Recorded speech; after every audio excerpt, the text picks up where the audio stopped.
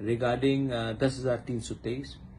मैंने हमारे कपिल सिब्बल जी जो बहुत एमिनेंट लॉयर है उनसे बात किया है और उन्होंने ये केस को अपने संग लेने के लिए उन्होंने हाँ भी कह दिया है।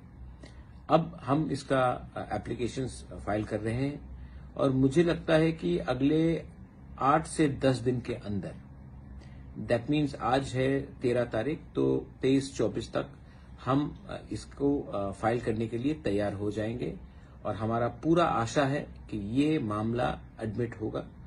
और देखिए 10,323 टीचर्स में जो लोगों को नौकरी गया है, हमें सबको चांस देना चाहिए कि उनका भी जिंदगी वापस अपने पुराने लाइन में आ जाए। तो मैं इसमें पॉलिटिक्स नहीं करना चाहता हूं। मैं फिर से बोल रहा हूं 10,323 को आप इसको पॉलिटिक्स में मत लाइए। मुझे आपका वोट नहीं चाहिए।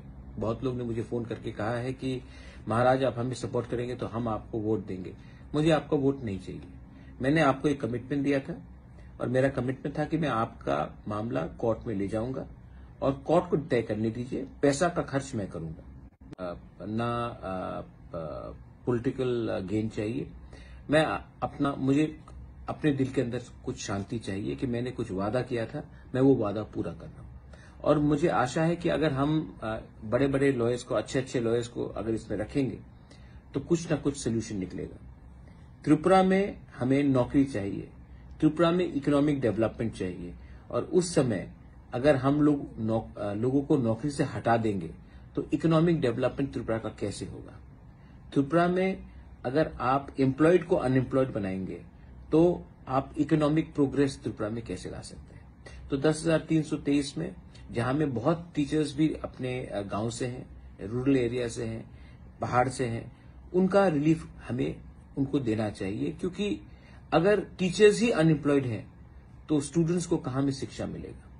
अगर गांव में स्टूडेंट्स ही अनएजुकेटेड हैं तो उसको नौकरी आने वाले दिन में कहां मिलेगा।